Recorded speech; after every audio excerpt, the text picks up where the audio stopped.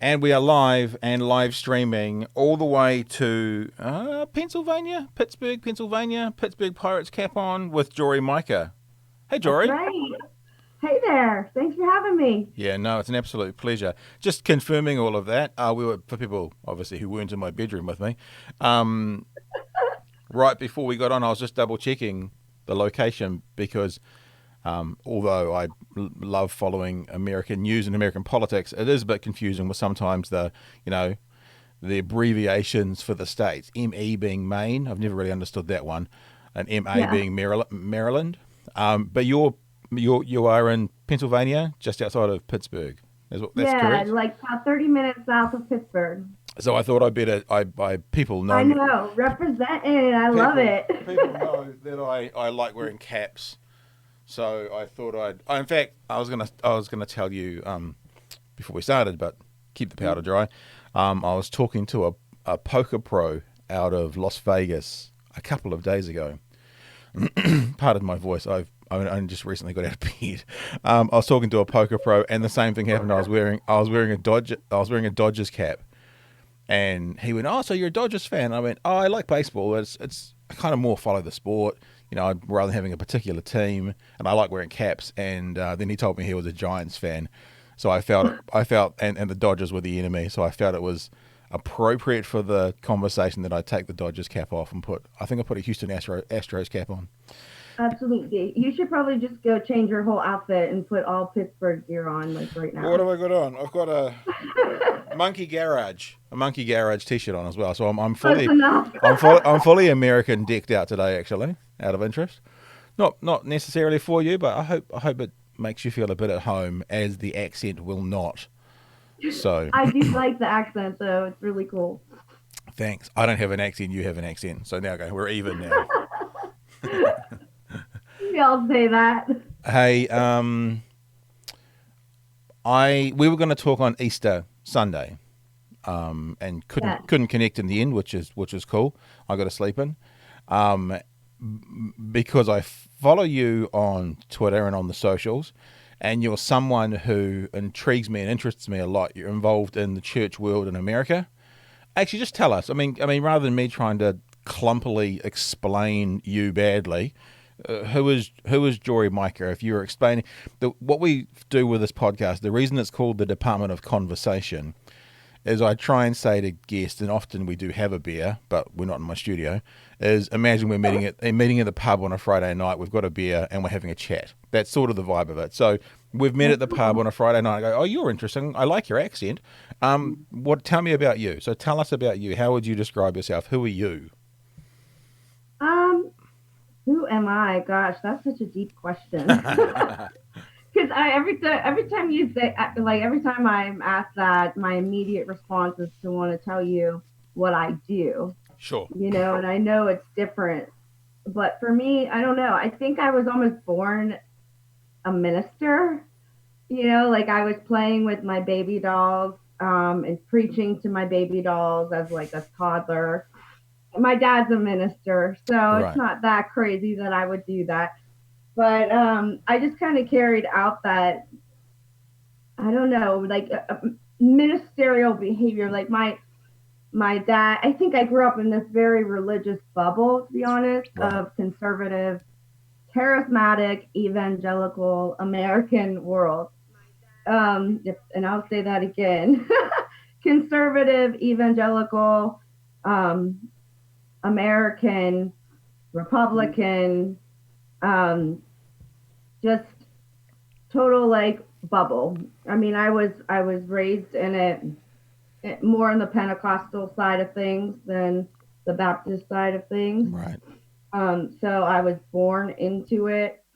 And I think because I was such a humanitarian at heart, and all I ever really saw was examples of ministry, I think that's kind of why I went into that field. Like if my dad would have been maybe a social worker, I might have followed him right into that field. Sure. The family-run You know, business, so to speak. right. So like it fit with my humanitarian heart kind of thing. And that's all I really ever knew. Hmm. And so I My dad actually picked my college for me because Right.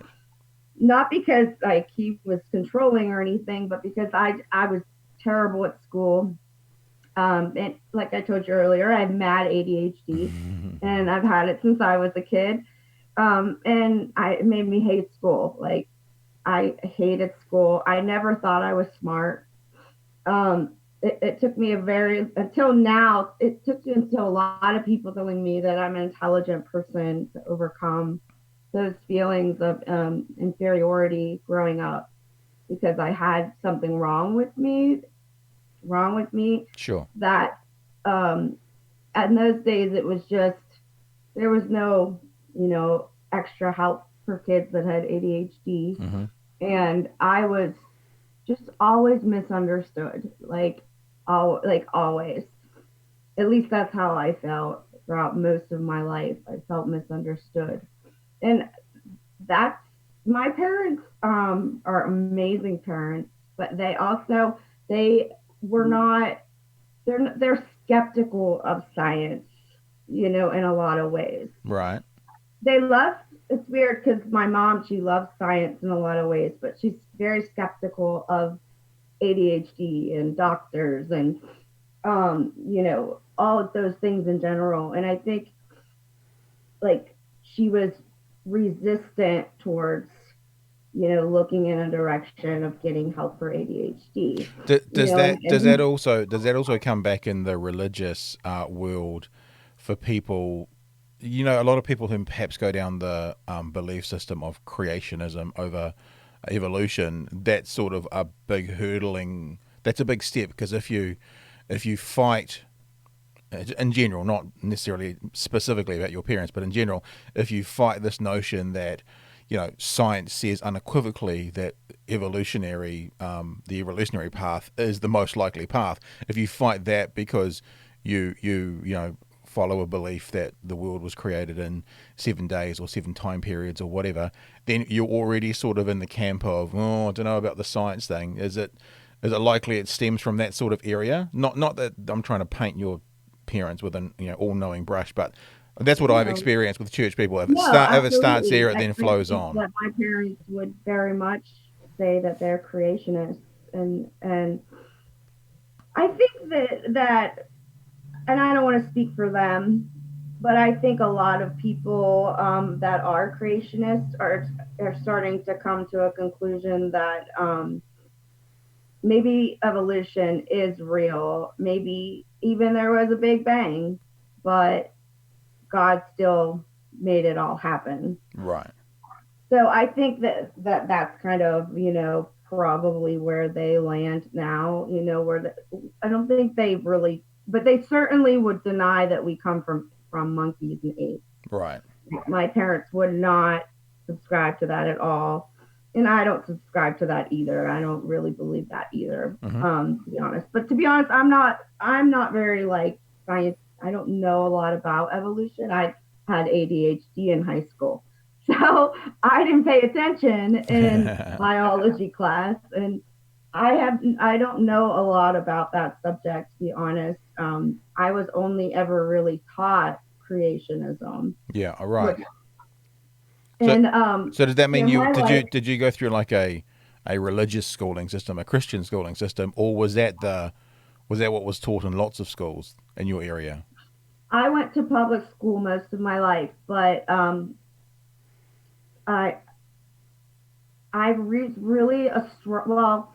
I didn't. I took on my parents' beliefs at that age in a really strong way because that was that's just who I am. Right. Like whatever I believe at that point, I'm going to be really strong-willed about it. So by the time I reached high school, I had gained quite a reputation of being a very outspoken Christian. Right. And so I actually would have teachers kind of pick on me. I like, well, like, Jory doesn't believe in science or evolution in high school. Hmm. So, like, it was like I was kind of, but I didn't really know anything about either side of it, to be honest. Like, I just like took on, I believed strongly in God, and So I took on a lot of my parents' beliefs, like any kid does. Sure. And so I would have, I think that now I probably would have handled that situation a lot differently, and I would be a lot more open to understanding the science and all that. But as a child, that's what we do. I mean, it's probably you probably just tie yourself up in knots going as a fully formed, whatever the hell that means, adult. Looking back as a child, I do things differently. But I was talking to someone the other day. We have, much like in America, we have two dominant political parties here in New Zealand. One's called National, who is our GOP, so to speak, and one called Labour, who is our Democrats. Although in America, your left wing, like Bernie Sanders is more a Labour type person than Okay. your left wingers are our centre right, believe it or not. So your right wingers are our far rights. So in other words, your GOP would sit on the far right in New Zealand, and your Democrats would be centre to centre right. So our Labour Party being on the left is more like where your progressives would sit, although probably somewhere between Bernie and the I guess mainstream Democrats. But I was talking to someone the other day, a comedian, and he was talking about I was a national voter, meaning I voted on the right for New Zealand. I was a national voter because my parents were a national voter. Well, of course you are. I mean, much like any kid, I was we have rugby as our primary sport in New Zealand, and I was an Auckland supporter because my dad was an Auckland supporter. That's the rugby team I followed. So of course, Right. you as a child, you do what your parents do, and much like I now live in the bottom of the South Island, so I although I appreciate my upbringing, and that I now support Otago because this is where I live and this is where I choose to follow. And the comedian I was talking to now votes Labour because as he becomes an adult, his views evolve and change. Why would we think that's any difference in our religious beliefs? Exactly. Yeah, we do. And I've changed tremendously from my parents' point of view since Trump came into office Yeah, almost 4 years ago. To be honest, our GOP is far right now. yeah, Like yeah, they're actually far right, and our Democrats are pretty centrist now, and Bernie Sanders would be our far left yeah, here in America. yeah, yeah, yeah. So very similar to what you were just saying about where you're at. It's very similar. And I think that's actually going on globally. Like a lot of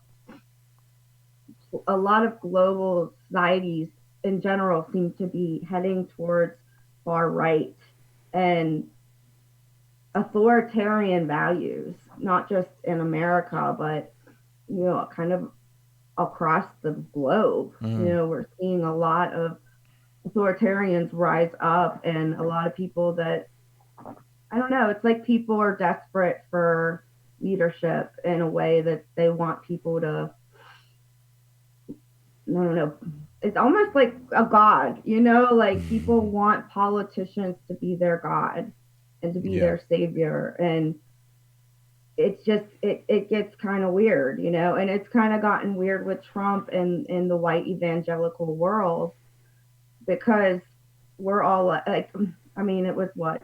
I think it was around 84% of white evangelicals that voted for Donald Trump. So yeah. we've got maybe roughly 20% of white evangelicals that are like me, that are like, what in the world? Like Trump is everything we were taught not to vote for Absolutely. in white evangelical Christianity. Like just family values alone, like the man's been married, what, 3 times? He has kids to all kinds of wives. He's cheated on his wife with a porn star while his wife was pregnant. Um, he obviously has admitted to sexually assaulting women, and he doesn't really even care, and it's just weird because it's like almost like the world is willing to look past bad character. And now the church that I grew up in that Hmm. taught me never look past bad character, start with morals. That's where you start. That same group of people are now saying, well, Trump was chosen by God. Look how he's, you know, talks about God all the time, and brings Christians into the White House. My college roommate, the school I went to was Christ for the Nations in Dallas. Her name's Carrie Job. I don't know if you ever heard of her, but she's like Yeah, a celebrity worship leader. yeah, the name rings a bell. Yeah, she's globally known, Yeah. K-Love winner and all that. She's an amazing, amazing person, to be honest. But she was invited to the White House Hmm. and she went. And I've never seen her get involved in politics before. This is the only time I've ever seen her even do anything involved. And, they had her on video with her husband saying all the wonderful things that's going on at the White House and the prayer and the all that, like just all the worshiping and prayer and Trump's bringing God back to America kind of vibe, and but meanwhile he is the opposite of everything that we were ever taught is good and holy and Of true and course. right and just. Of course. So why are people compromising like this is so weird to me. Well, I think I don't know exactly how far we are away, but probably we speak in kilometers, you speak in miles. We're probably 10 to 15,000 miles away from you. From this distance, I can give you a perspective, I think, especially because I have been involved in the church world as well, basically all my life. Grew up Catholic, kind of went away from the church, sort of came back and started to get involved again in my 20s. And I think there's a couple of things. You're exactly right. And everyone in the world and political world sees this a lot at the moment. And the Democrats are going through this a little bit at the moment. So what the evangelical right has done is they've set themselves up a bar. They've set themselves up a criteria for what is acceptable. And Trump goes completely against that. So they're basically voting against, as you say, their own history of what is okay. But Right. you can see at the moment on the other side that what's happening with the Democrats at the moment and the Joe Biden sexual assault allegation is that they're doing exactly the same thing. When Christine Blasey Ford came out, Joe Biden himself said, "Believe all women." And the Democratic machine got behind Christine Blasey Ford and said, "This person is credible. We need to hear them out. They need to be public." And so they themselves set the criteria for how we respond to women with sexual allegations. And now that it's against their nominee, they're going against their own. So it seems to be something that happens everywhere. But the evangelical right one at the moment, in my opinion, could be. I've heard several theories, but the one that seems to feel like it makes most logical sense. It's anyone as long as they espouse to be pro-life. And Right. if they tie themselves to that one item, that one ideology, then we forgive everything else. Yeah. And from looking at the history of American politics back in the 1960s, when sort of the Republicans and the Democrats kind of swapped sides, it's well publicized that the Democrats were kind of the party of the racists back in the 50s and 60s, and then segregation kind of ended and the South was sort of freed up a bit, and then everyone who was supporting the Dems went to the Republicans. There were people who at that time, and when I say people, I'm talking about people I've spoken to and commentators I've spoken to about their parents, who, as soon as kind of politics changed, the one thing they got them to change from the Democrats to the Republicans was the pro-life issue, because all of a sudden it switched around. And I think the evangelical right in America, from sitting back here and watching, that seems to be an all-encompassing issue, that if you espouse to be pro-life, we'll support you no matter what. And I honestly think that that's a huge part of it. And it's one of the things that I think the church has tied itself up in knots about so much, that these are the kinds of problematic things that possibly come from it. Now, I'm not saying that to talk down people who are pro-life, but No, I get what you're saying. but I think it's all the, I was going to say so much weight has been put on it. But what I would say is all of the weight of political decision making for a voter who is in the evangelical right has been put on that one issue. That everything else comes second, and then following on from that, of course, you've got then the things like tax breaks and economic things. But I think it starts, in my opinion, with that pro-life vote. Yeah, yeah, it's a strong. I mean, if you're raised in, I mean, you were raised in Catholic world, so it's the same. Hmm. If you're raised in a Catholic or the evangelical world, and I'll just stop there. I don't because I don't know who else, but you're taught from birth that abortion is murder. Period. End of story. Yep. Um, and that is the political. I don't know about Catholicism, but for evangelical world, at least white evangelical world, that is the issue. Yeah. Period. Like, and I totally agree. Like, it always comes back, and I will say that belief in me, and I'm still pro-life, but that the belief that I can never be anything but a Republican because only the Republicans are pro-life.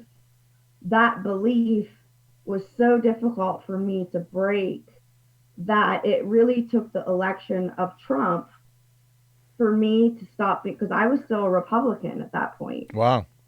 And to be honest, I didn't really care about politics that much. Like I was kind of just following my family's lead. My dad doesn't really care about politics that much, but my mom's conservative Republican, and I was just kind of following her political lead. That's the only thing I ever really knew. And then I married my husband 10 years ago, who was one of the first Christian Democrats that I ever met. But, as he slowly tried to convince me to become a Democrat, like I was always much more inspired by the Democratic Party, but I just couldn't go there, like, because I had to stay in the pro-life party or I'm a murderer. But that's exactly what I'm saying. I mean, I think no matter whether people believe or don't believe in any kind of religion, I think that conversation can be problematic at times. But what I think is not problematic is saying the things that the character of Jesus actually taught. His lessons. If you just talk about him as a teacher and a person who put out, how to do things. If we talk about that Jesus, I actually comfortably say there's if he was going to be in any political party, which he probably wouldn't, but if he was, he'd be voting Democrat. That's where the people look after the widows and orphans. That's where the people look after those the lesser. That's where the whoever the lepers in society are today, find their feet. It's not the other side. So it's just so fascinating to me. I love it. I inject American politics intravenously. Yeah, I probably follow it too. more closely than I follow my own political world a little bit. And part of it is because you talk about the world kind of heading towards the right, or what is called now maybe the alt right. That's not us. Like, we have a left wing female prime minister in our country, who is polling through the roof at the moment because of what's going on with coronavirus. Wow. We have a system of politics called MMP, mixed member proportional. So we actually have five, I think it is five political parties in government right now. So technically, Wow. what the US sort of has three. They've got the Democrats, they've got the Republicans, and they've got one or two independents. But we've got Right. actual five parties. Right. On the far left, we've got the Green Party, who have maybe 10 MPs. We have about 120 MPs. So we don't have a president. So our prime minister can't sort of make all the law. We have parties, and the parties choose the way of the direction under the leadership of the prime minister. So we have Okay. on the far left, as I will describe it, we have the Green Party, which has got maybe 10 or 12 MPs, which, as you'll be aware from the name, kind of started off as the Ecology and the Environment Party. We have the Labour Party, which would be described as sort of centre-left. That's our current Prime Minister comes from there. We have a party which is in the centre, called New Zealand First, and I think they might have 7 or 8 MPs. And they old people vote for them. That's probably the unfair way to say it, but that's what it is. On the right, we have what is our singularly biggest party, which is the National Party. They probably have 50 MPs. And then we have on the far right a party called ACT, and they have one MP, and they would be probably, he would sit quite comfortably in your GOP at the moment. Wow. But there's one. So it's got on the sort of on the centre left to left, we have, maybe 55 to 58 ministers of parliament. On the right to centre right, we have about the same number. Then in the middle, we have this party, New Zealand First. And they, at the end of the election cycle last time, got to pick who would be government, because they could have gone with the right guys and made the right people in charge, or they could have gone with the left because they sit in the centre. And for whatever reason, probably because the leader of New Zealand First got offered the deputy prime ministership, he chose to go with the left. And so that's what we have now. And it's fascinating that I read an article just yesterday talking about how the women leaders of the world, and I was talking about New Zealand and I think Iceland and certainly Germany with Angela Merkel, were the ones that were doing the best in this coronavirus Yeah, situation. I heard that. I'm a left wing voter. I mean, I'm happy to say that it's not. I'm not afraid, or I don't hide that. So when Yeah. I talk about our Prime Minister Jacinda Ardern, who we all just call Jacinda, it's not like Madam Prime Minister. It's like, Jacinda. She's like the previous Labor Prime Minister. Her name was Helen Clark, who now works, I think, for the UN. We all called her Auntie Helen. So she was the Prime Minister of the country, and we just referred to her as Auntie Helen. She'd bring in a policy, and we go, "Thanks, Auntie Helen." That was just how we That's cool. we refer to them. So it's just Jacinda. Jacinda's only 39, so it feels wrong calling her like Auntie. She's like everybody's sister, sort of thing. Yeah. And in this term, which our terms are 3 years, literally in the term, she's had a baby. Oh, We had New Zealand's worst massacre, where 51 people were gunned down in so Christchurch. sorry. It's We've terrible. had a volcano go off and kill a dozen people, and we've had Jeez. coronavirus. They've all happened in her first term, and she's currently Wow. polling through the roof. So yeah, I think most New Zealand, and the thing that's quite nice about you talking about, not nice that you're talking about it, but the point that you're talking about going to the right, is the leader of our right party, Simon Bridges, put out a post on his Facebook page the other day talking about the things that the left had done wrong in the coronavirus response, and he got torn apart. And half the people that tore him apart were national voters, were right wing voters, kind of going, his name's Simon Bridges, Simon, I vote for you, I vote national, but you're wrong in this. Jacinda's done an amazing job, and the whole country is thankful to her. So yeah, we've got an election coming up this year as well, and under this mixed member proportional, which basically is, as it stands, you have a number of members of parliament and it's proportionally assigned dependent on the vote. We've been running this system since the mid 90s. We've never had a party get more than 50%. So every government we've ever had has had to join with another party to get over the 50% threshold. Labor is currently polling over 50%, and it's purely because of the coronavirus response. So it'll be really interesting here in New Zealand to see whether we have our first ever majority government, which we've never had under the system. So Yeah. yeah, that's sort of our political world, and the whole, yeah. Anyway, so that's where we sit. But So just what thought. I'm pretty sure that in most polls in our system that Joe Biden is doing better than Trump is doing. but I mean, but he's not. But he's not doing Trump better. seems it's so confusing because there's so many mixed messages because Trump lies so much Yep. and he wants to be friends with all sides. He wants all sides to appreciate him, but he he's I think one of the biggest, you mentioned Joe Biden earlier and how, we're going through the same things, but and I agree that the political system needs to hold him accountable. But I think with Trump, we're dealing with someone that is truly severely mentally deranged. Yep. Like there's not, I've never seen anything like it, to be honest. Like I've never seen any public figure behave the way he behaved Yeah. from the very beginning, like, and it's just crazy, it's crazy behavior every single day, constantly.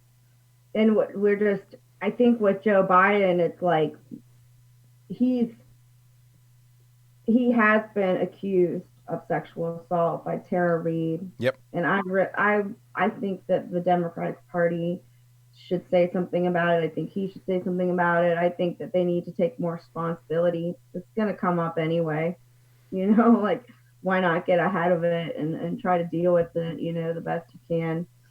But and he has been accused of sexual assault or sexual harassment from I think 7 or 8 women as well. Yeah. Um, and so I think that's something that they should definitely deal with. I don't.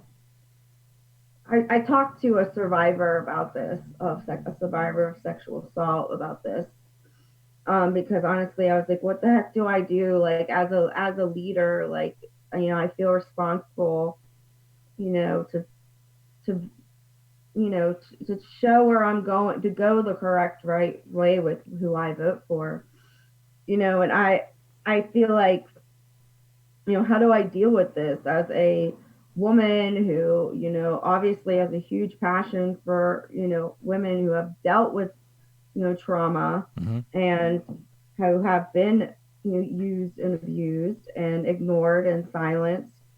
But it's like, I kept struggling with it because I agree that it's very hypocritical, for us just to silence, these women, after the whole what's his last name, Kavanaugh or whatever his name Yeah. is, Brett Kavanaugh.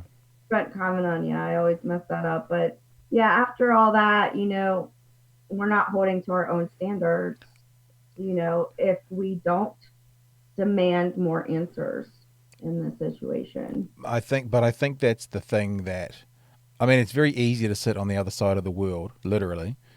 And, I talk about counseling sometimes.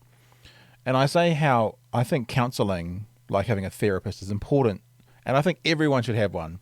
And the way I've described it, and people who listen to my podcast or watch the live streams will be sick of this because I've probably done it 10 times, is that we do rugby. So we'll talk about American football. So it's like your life is American football, right? So everything on the field is your life. Everything on the field is, everything about your life. The thing about it is,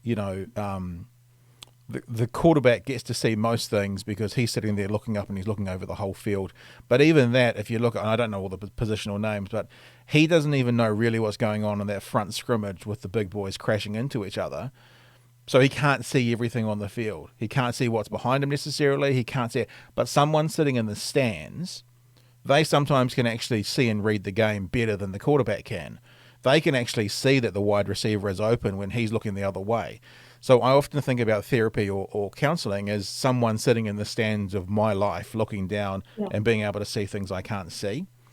I And see. I think the same can be said for things like politics. And I think America Sure. is a perfect example that some of us outside of America can perhaps look in and see things. And I don't mean me. I'm not trying to, big No, up me I, and I say, totally get it. It's a but broad, it's a perspective outside of our own sort of bubble. and something I've thought about and written about of recent times is I forget his name. He's a French philosopher, but a French philosopher said way back that we get the government we deserve. And I wrote a piece recently, and I said America deserves Trump. There's no question Yeah, about it. After what happened last time with Debbie Wasserman Schultz and the DNC screwing over Bernie over Hillary, the DNC deserves Trump.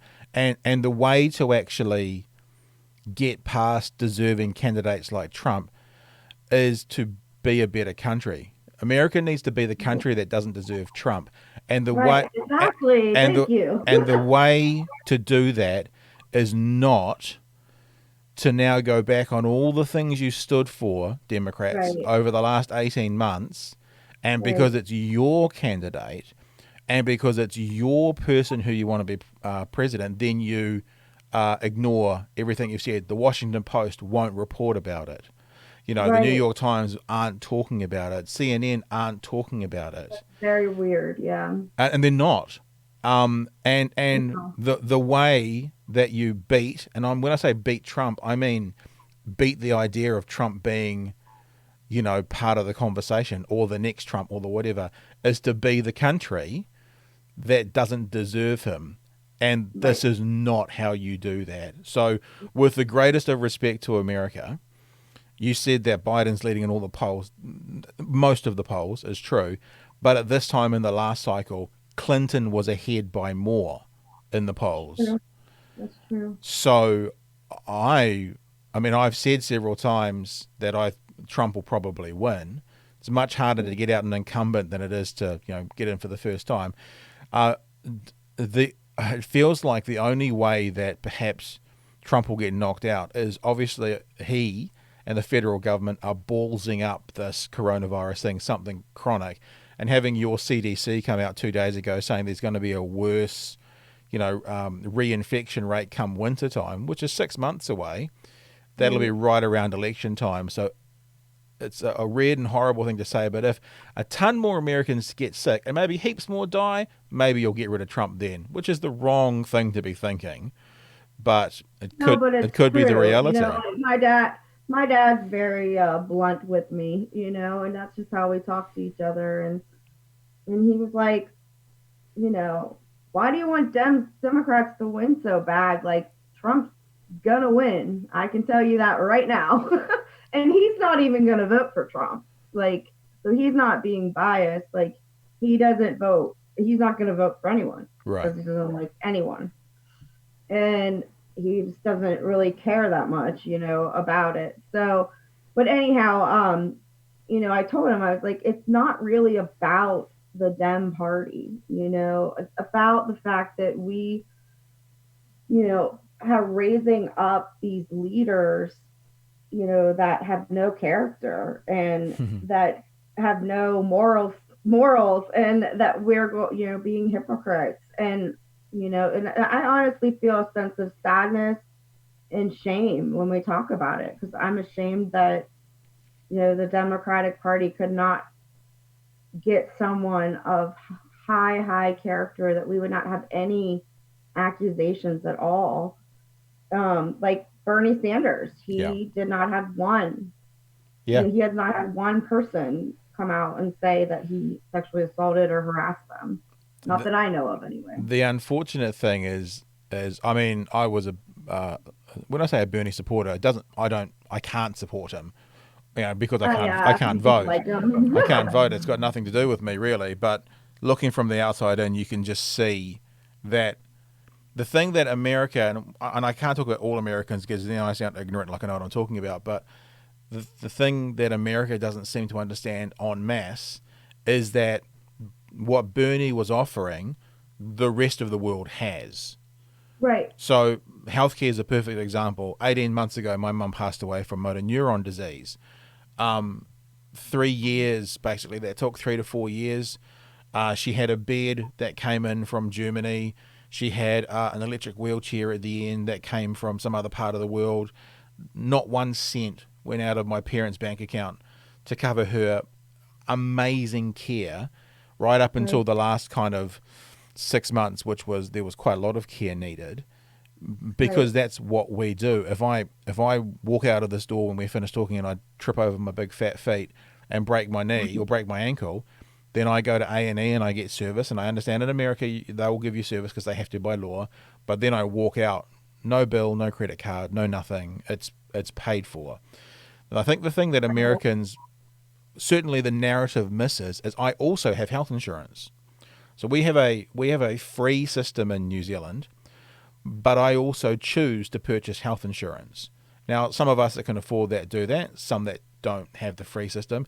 And all it means is if, for example, I needed a hip operation and it wasn't an emergency and it wasn't life and death, I would go on a waiting list in New Zealand, and it might be 6 months, it might be a year, to cost nothing.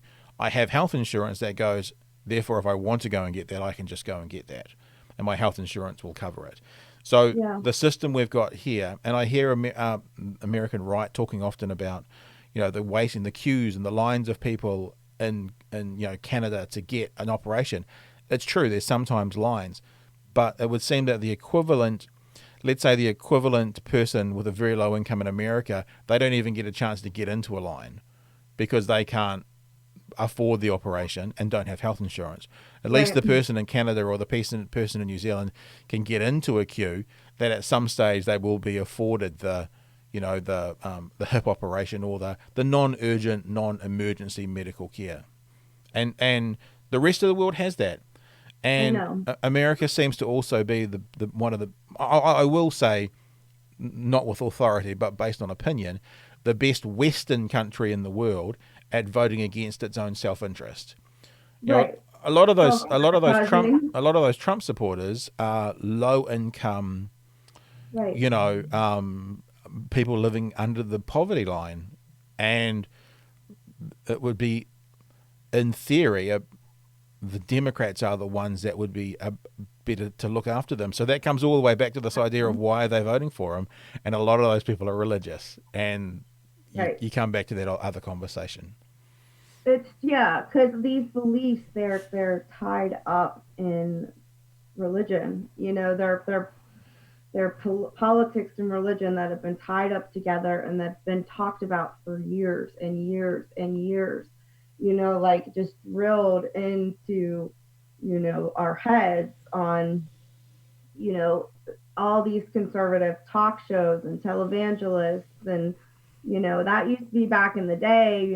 Those were like people that had these huge followings and they were on TV, and so they spoke to the masses, and they really drilled in those beliefs. Yeah, But at that by that point, it was already toxic because they were they were mixing it, with trying to, become important and wealthy yeah. and and a political leader themselves. And it's really difficult because it's like I don't really know exactly the difference, between someone like me, who does kind of talks politics and religion and kind of mixes them, between. But I don't know. Like I think that sometimes it can get very toxic. So Well, I don't know where that line is. I guess like as a younger leader, like I'm just trying to figure out, should I even like should I just throw my hands up in the air and say, the heck with this, like I'm just gonna go do, Jesus somewhere and, not be a hypocrite because it seems like if you're involved in politics at all, you're going to be a hypocrite at some point. let me offer you something, and the reason I'm speaking like maybe I can help. It's the wrong words to use it, as I've done a little bit in the past, especially I was talking to you before we started. People can go to my website patbrittenden.com if they want to have a look, but I made a little resource for churches once called Elephant TV. Elephant TV was talking about the elephant in the room. That's the idea of Elephant TV. And we made episodes based on controversial issues within the church, and we looked at both sides, acknowledging that there could be a multitude of sides. We looked at both the most common sides of that issue. And we did one on women in authority, women in leadership, and some people think this and some people. And Sarah, one of the women who was speaking as someone who says, well, of course a woman can be a leader. Mm-hmm. It's ridiculous to think anything else. She told me stories about a lot of her American friends, a lot of her American pastor or minister friends used to try and get her to come across and speak over there. Because in America, and this is one of the reasons I follow you, and you'll be able to attest to this, there is still quite a heavy influence of, no, women can't say that, or women can't speak that, or women can't do that within the church setting. And it's nuts, obviously. Obviously, it's nuts. So Right. I look at that, and I've been around those conversations, and I wonder if there's a perspective I can offer some of the people that follow you that might be a bit freeing in that particular situation. And it's about the pro-life, pro-choice thing. Yes. And the biggest thing is, and this is what I do, and I guess I don't often do this, but I guess I'm happy to put myself out there as an example, because perhaps some of the people who follow you and maybe will watch this, and there are people I'm looking at my YouTube feed right now watching this, and what are likely people who have found us through your site, is maybe I can offer a perspective that might be helpful in those areas of being concerned about being a hypocrite. And it comes down to the pro-life thing. And it's this: drop the labels and stop being so tribal. The people talk about being pro-life and pro-choice. And I'm someone who's been involved in the church for a very long time, my whole life, like I said earlier. And it's expected that if you're a church person, you're pro-life. Drop the labels and stop being tribal. The term pro-life and the term pro-choice these days are political statements. They're Yeah. actually not to do with the original idea about them. They've been co-opted and they've become political statement. Pro-life means right-wing fundamentalist. I am extrapolating here a little bit, but in general, pro-choice means women's rights. Da, da, da, da, da, da. So when Right. people ask me that question, they go, "Well, aren't you involved? Aren't you supposed to be pro-life?" I say, "No, no, no. I'm neither pro-life nor am I pro-choice. What I am is pro-people." And when you're pro-people, sometimes you sit in the camp with those that label themselves pro-life, and sometimes you sit in the camp with those that label themselves pro-choice. Move away from the labels and the tribes and the political terms, and it's incredibly freeing. It doesn't mean you have to go up any of your values, but it doesn't mean you have to abide by other people's decisions as to what they say that label means. And True. and then you can do it, and then you can be honest and open and free, and you can say, I'm neither pro-life nor pro-choice. I'm pro-people. And you know what? In this instance, I think that this group of people or this individual or this whatever is where I need to be. And going back to that conversation that we had way back when, if people have been with us from the start, when you look at religious teachings, the stuff that Jesus said, the stuff that's in the red letters in the Bible often, um, I don't know if he would put himself in either of those camps. I don't know if Yeah. he would take on that label. Because the other thing that the rest of the world looks at and laughs, if I'm honest with you, about the American pro-life movement, is the people who take on the American pro-life label are often, I suspect perhaps not you, but are often also the ones that support Republicans, that support war, that support the death penalty, that Right. are for incarceration, all of which are not pro-life Right. stances. They're the Right. opposite. So what it seems, and Usually gun lovers as well. yeah, yeah, and it seems that perhaps if they were to label themselves something, it shouldn't be pro-life, it would be pro-live birth, because they want to see babies be born. But once you're Right. a baby, if they need food stamps, stuff you. What are you talking about? The government? No, the government can't rely. Pull up your bootstraps, get on with it yourself. So Right. I honestly think labels and tribes are incredibly problematic. And if you can figure a way to get away from them, then you're free to be yourself. And it's only when you're yourself and you set your own limits and your own labels, not even labels, but your own criteria, can you live an authentic life and not be someone who gets caught out because you supported Christine Blasey Ford and said believe all women, but then when Tara Reid comes along, you go, well, no, don't listen to her. It's not a genuine, it's Yeah. not real. And don't call yourself a Democrat. If I was living in America, there's no question I'd be independent. I would not attach myself to either party. I do not understand that, because then it becomes tribal, and people go whatever it is, blue no matter who. Wasn't that the one that came out? And I'm like, Right. that's how you get Joe Biden, rather than a Right. better choice. Right. So Yeah. Yeah. It's here it very ends ugly. It's my very rant. ugly. My rant is now finished. You're what? My rant. I'm Yeah. ranting. My rant No, is I finished. think you're right. I think, one of the reasons it's really ugly in America is because, everybody thinks they are exceptional, and we're very individualistic, and we have a lot of, you know, we've been taught a lot of things that we're special, and I think we're getting into a process this season, I guess, where we're realizing, we're not special, like we're just like everyone else. And I think that that's good for us. I think it's good for Americans to come back down to earth and join the rest of the world. And it's just, but yeah, it's so ugly and tribal right now, and there's Yeah. so much division, and that's, but it's like that's another reason that Trump just like it's so he is the king of division, like that's his expertise is division Yeah. and chaos and confusion. And growing up in a religious setting, who does that sound like? The king of chaos, confusion, and dark is the king of darkness, is Satan. Hmm. That's the way that we think of someone that divides. Like they thrive on dividing communities and nation, and he's divided our nation.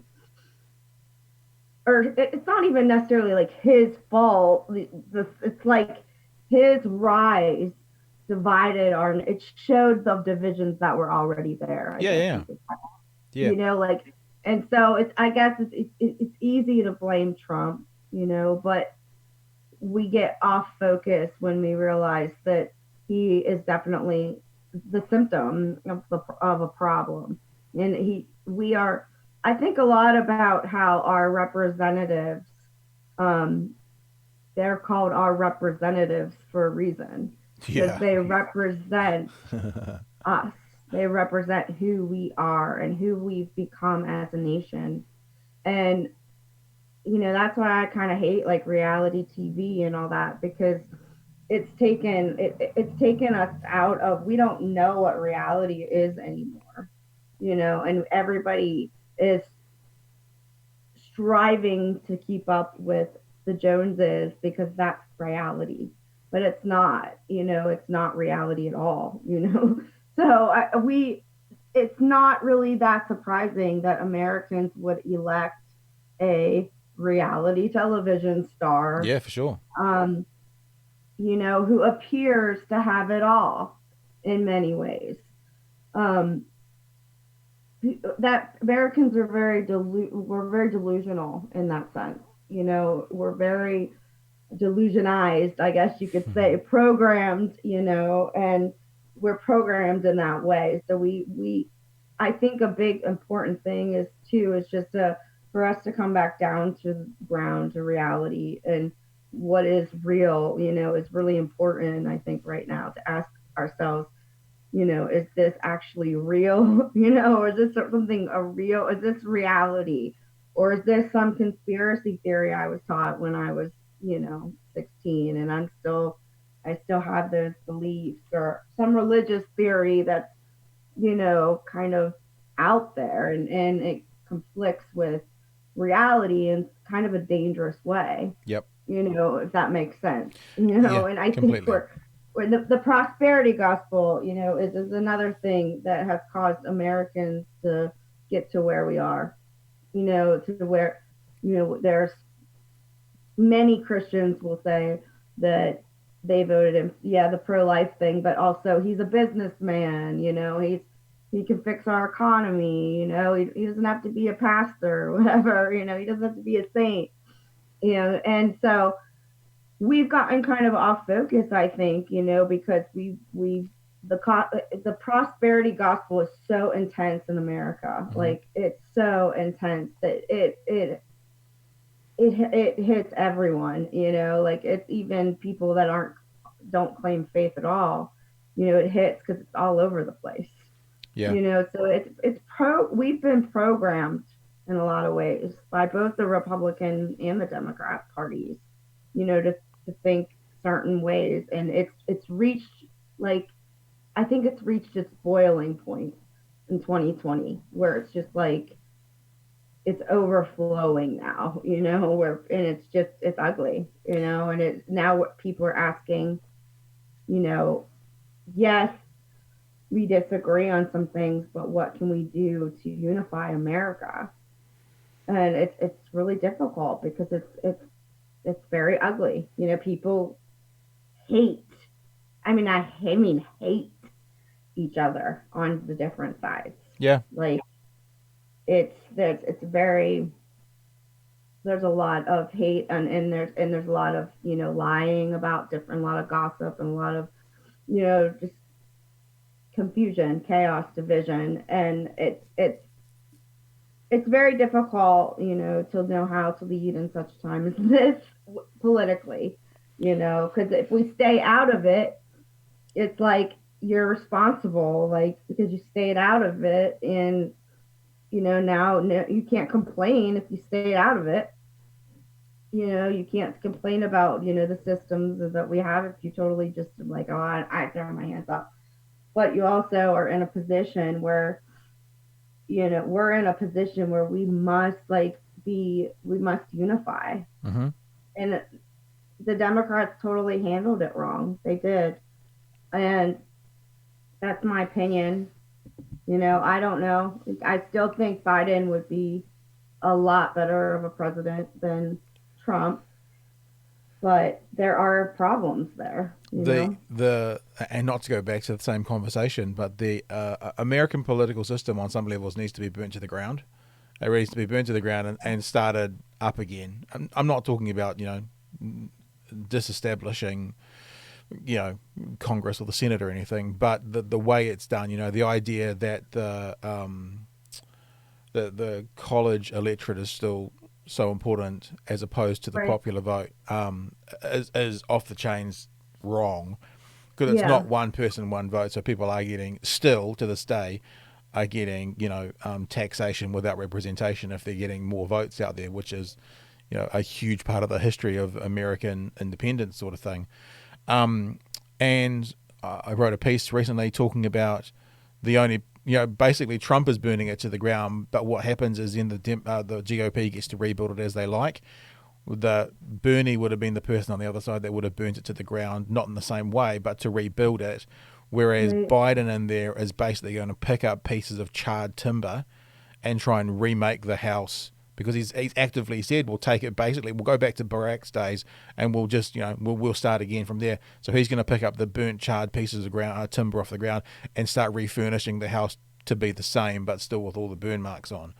Right. So yeah, I mean the reason, one of the reasons I'm so invested in the American political system is that old adage that when America sneezes, the world catches a cold. So, and perhaps a particularly appropriate analogy under this current coronavirus lockdown. But we're impacted by what happens over there.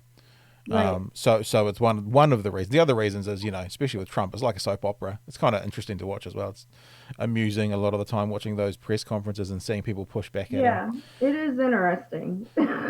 Um, It's very interesting. what's interesting from here, if I was living there, I think I'd be more concerned and crying about what he does. But from this far away, it's interesting. But still, Well, I think we there's a lot of anxiety here all the time. mm-hmm. I think a lot of people are very afraid.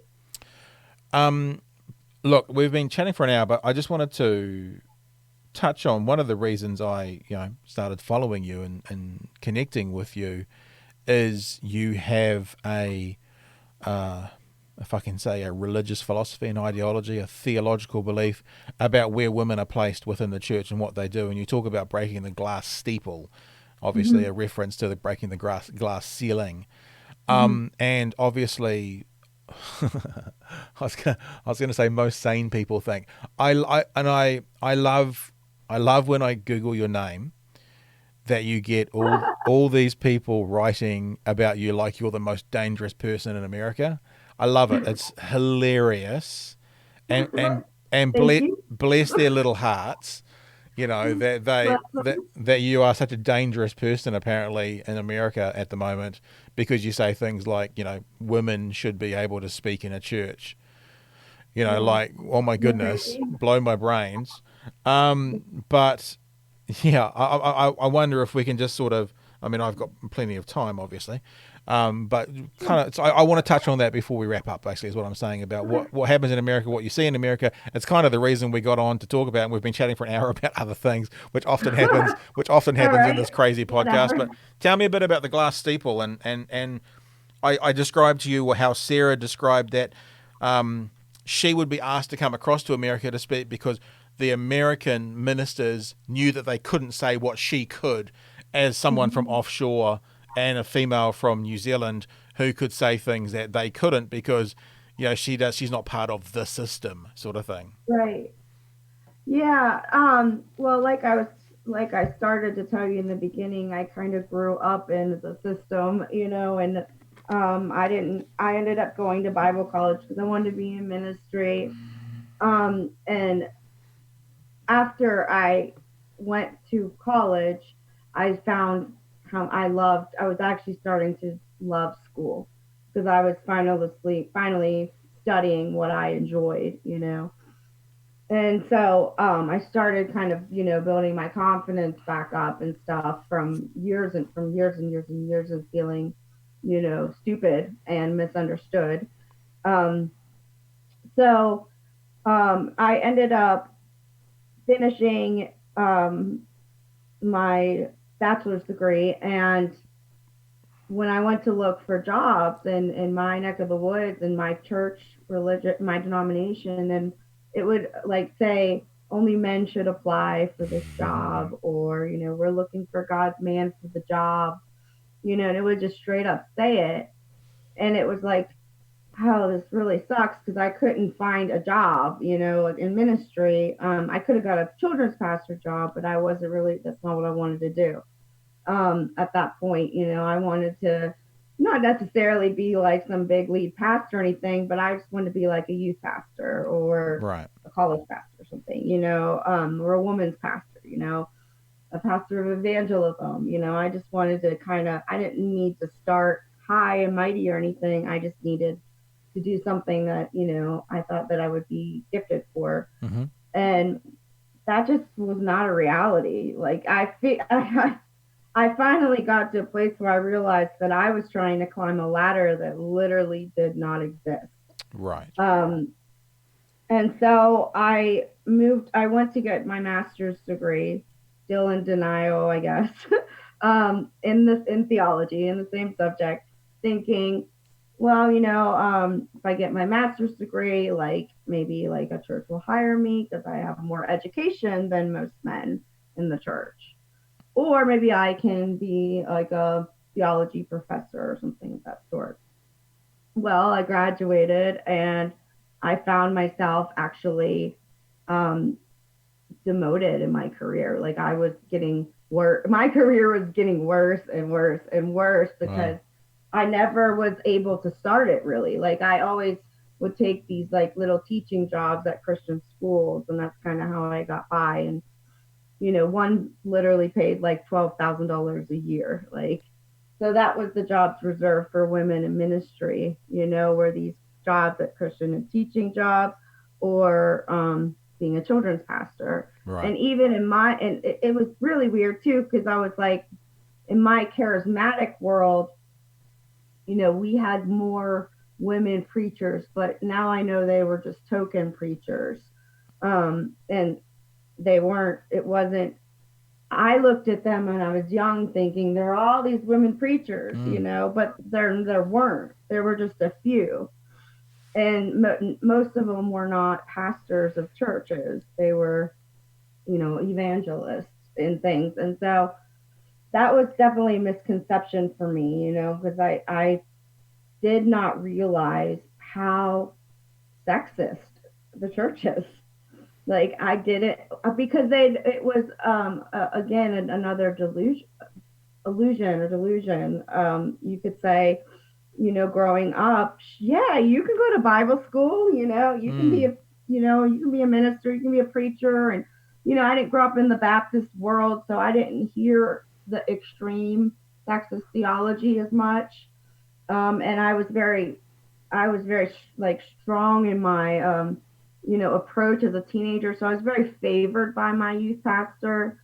So there was never really a time that before that I would have thought, you know, I was we were being told in theory that women can do whatever they want, Mm-hmm. but then when it actually came down to the practice of it, you know, it it became clear that no, we obviously can't do whatever we want in this world, and So I guess I ended up becoming a children's pastor for a couple years, just because I had to, kind of thing. And then during that time is when I decided like that I kind of just had enough of the whole system, and that I was gonna fight it.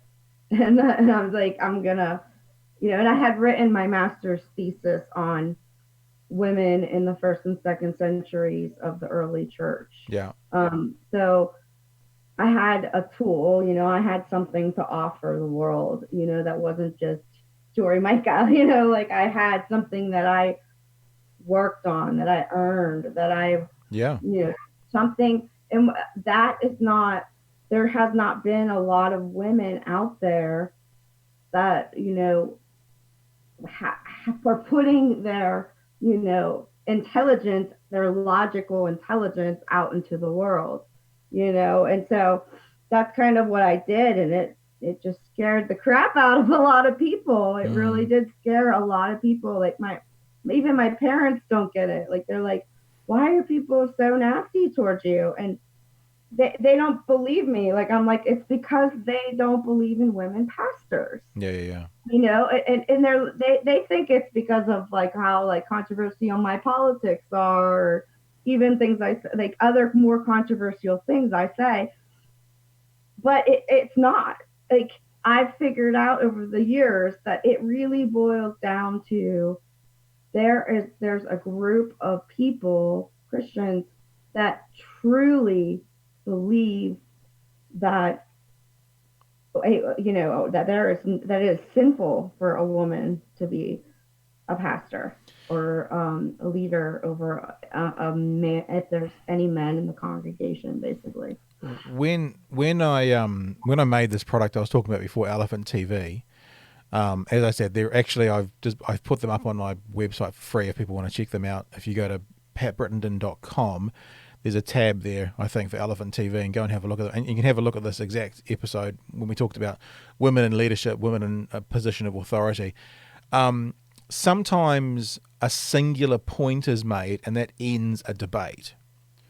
A really good example is I had one of my favorite podcasts I've done over the last couple of years was with a person who believed in the earth was flat, a flat earther.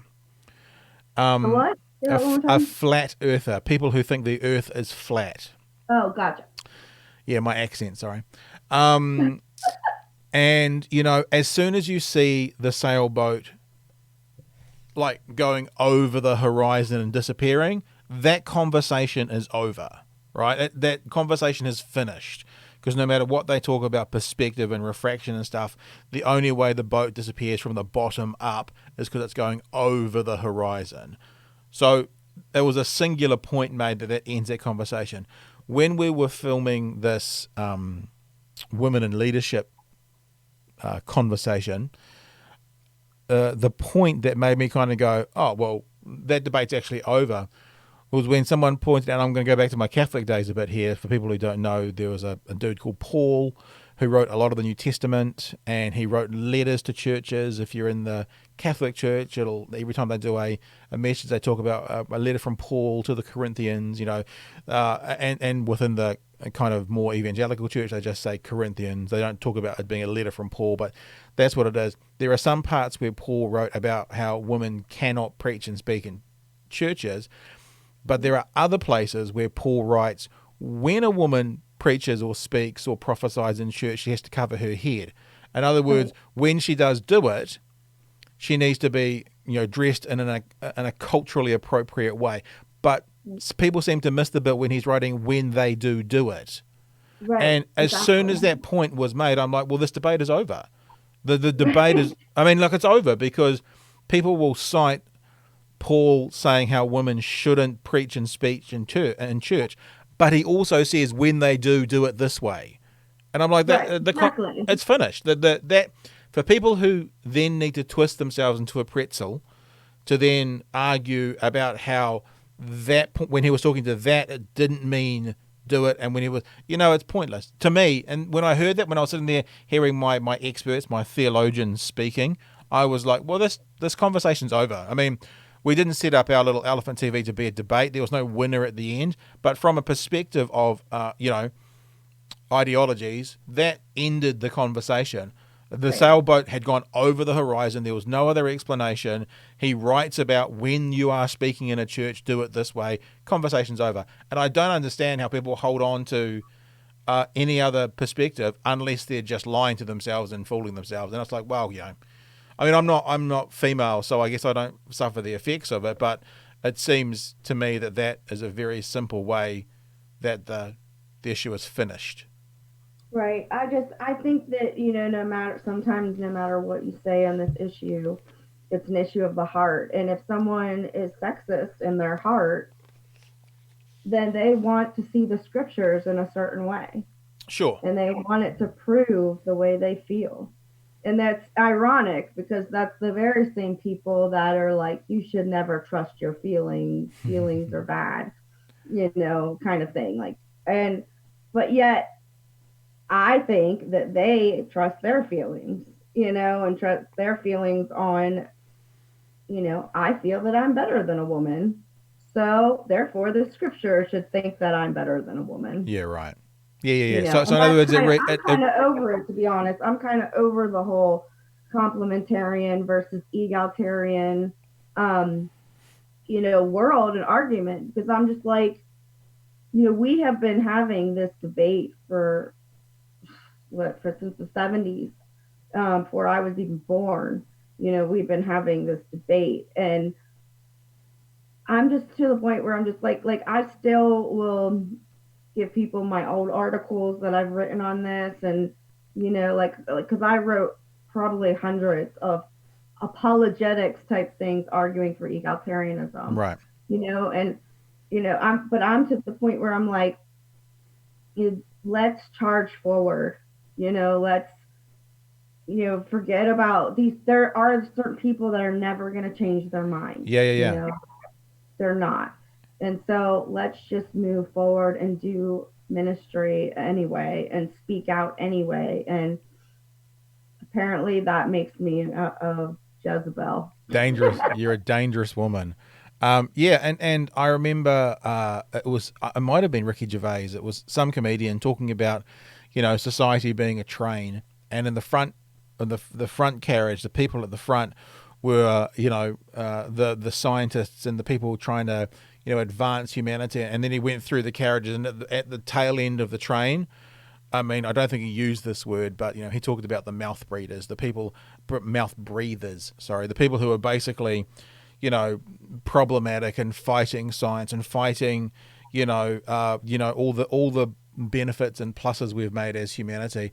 And I kind of sort of feel the same about the church on some level. It's like, those people who haven't got it, just it's there'll be another generation of Jory Micahs that come along that want to try and convert them all and fight them all. But actually, I think I'd rather help more people who are open to be helped, whatever the word help means in this instance, than try and battle to convince someone that they've got it wrong. I mean, they've got it wrong. I mean, ironically, as you said, the same people who say don't trust your feelings, they're also the same people who often talk about being Bible literalists. I literally believe everything in the Bible. Well, there you go. It says right there very clearly that women can speak and preach in church. Yeah. So I mean, even that, Bible literalists, I always kind of have a little smirk when people say that, because I ask them, do they think Jesus was literally a sheep? And they go, no. And I said, but it says in the Bible, literally, he is a lamb. If you believe it literally. And so it's a lovely conversation that often we get to a point where we go, so you accept there's metaphor, there's simile, there's poetry in the Bible. So that means where we disagree is what I think is metaphor and what you think is metaphor. But neither of us literally believe everything in the Bible, because yeah. So it's a I won't say comedic way, but it's a light-hearted way of being able to break down that wall. It's another one. Maybe you can tell me from your perspective. I always like talking to people who use that kind of phrasing about literally, and I always ask them about Noah's Ark. And my one question about Noah's Ark that I don't think anyone's ever answered is, what all the animals in the world are on Noah's Ark. What did the animals eat when they came off the ark? What did the carnivores eat?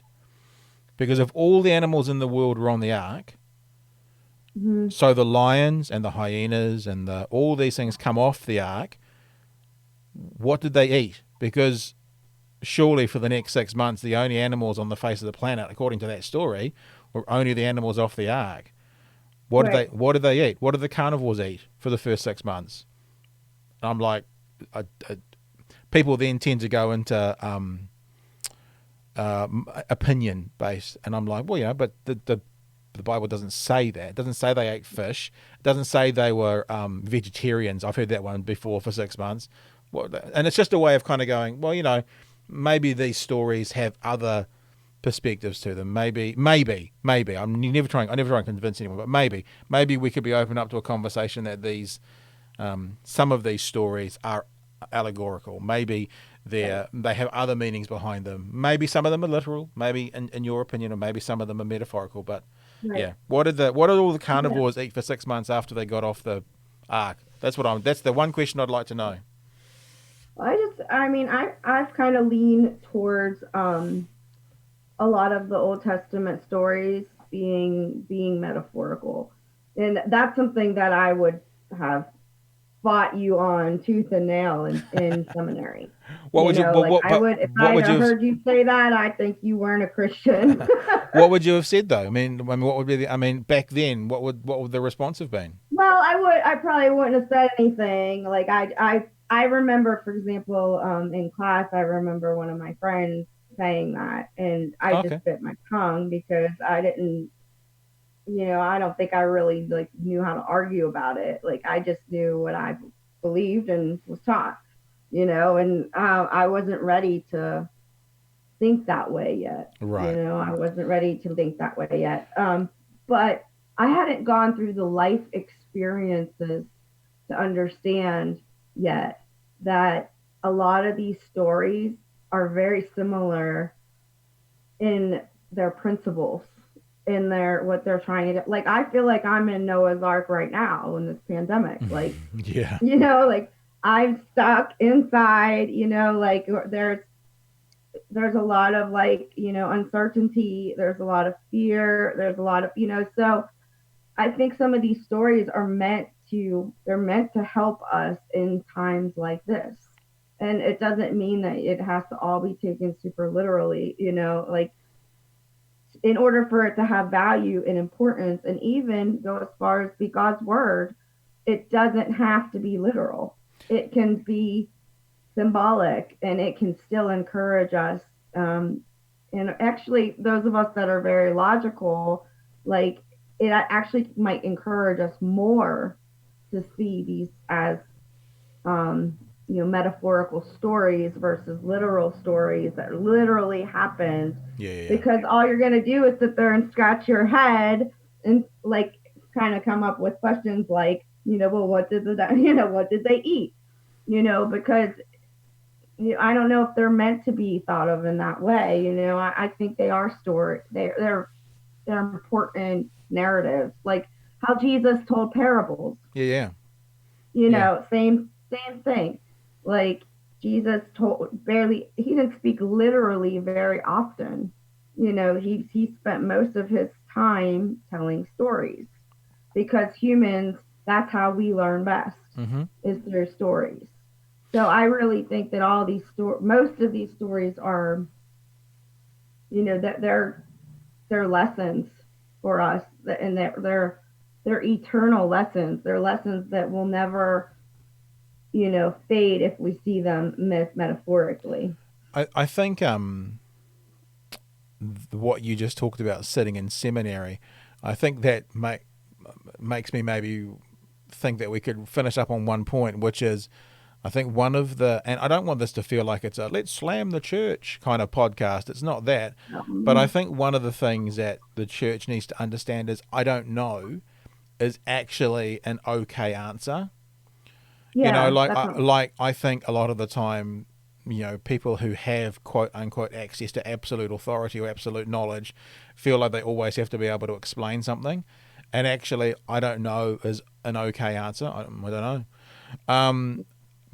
But I also think what's really important that when someone says, I don't know, that doesn't, if two people are talking and one person has a very strong opinion or a perspective or ideology and the other person is, I don't know, saying I don't know doesn't also therefore mean that means you're right. I think a lot of the time when there's two people talking or two ideologies talking and one ideology has an absolute answer and the other ideology is I don't know the answer to that, saying I don't know, and this is something that people need to learn to be more comfortable with that phrase, doesn't mean therefore I default to your answer. Saying I don't know doesn't mean you're correct and I don't know. It just means I don't know. I don't know if you're right, but it just means simply I don't. And I Right. think that's one of the things that perhaps I don't want to say the world of science, but when you see these kind of horrible debates of Christian versus atheist, I think they're pointless, those things. But when you see them and they ask about life before the Big Bang, and the atheist goes, we don't know. That therefore doesn't mean that you get to default to the other answer. It's not the case. I don't know is a really important thing to be comfortable with saying. And I if you agree. feel like you need to answer all of the questions, then actually your strength of conviction is in what you think is the truth rather than, perhaps what's important.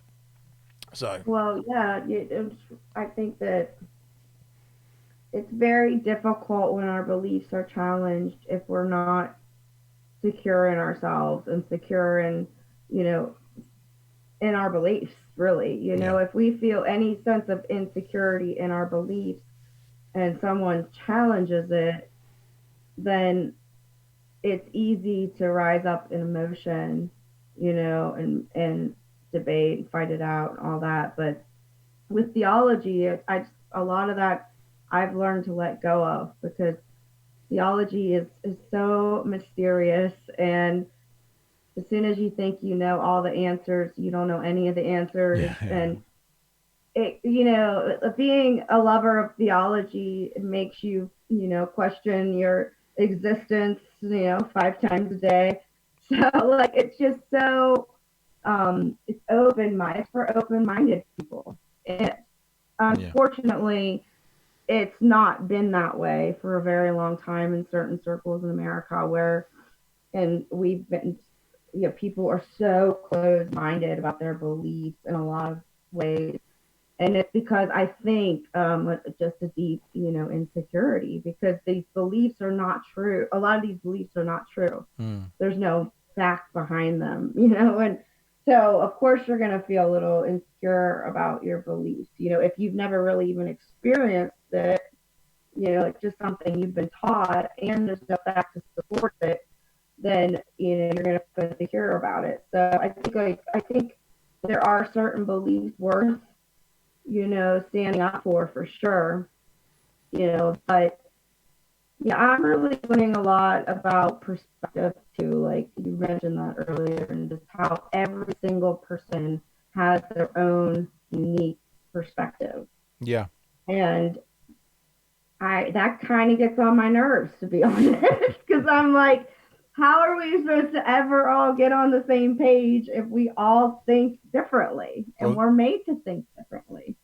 And it's almost like God put us on this earth, all different puzzle pieces, and we're meant to figure out how it all goes together, and that's impossible to do if you think you're right about everything, yeah, and yeah, as a recovering know-it-all, like Sarah Bessie says, she says she's a recovering, I'm also a recovering know-it-all as well. I've learned that if you really want the truth, that you will seek it.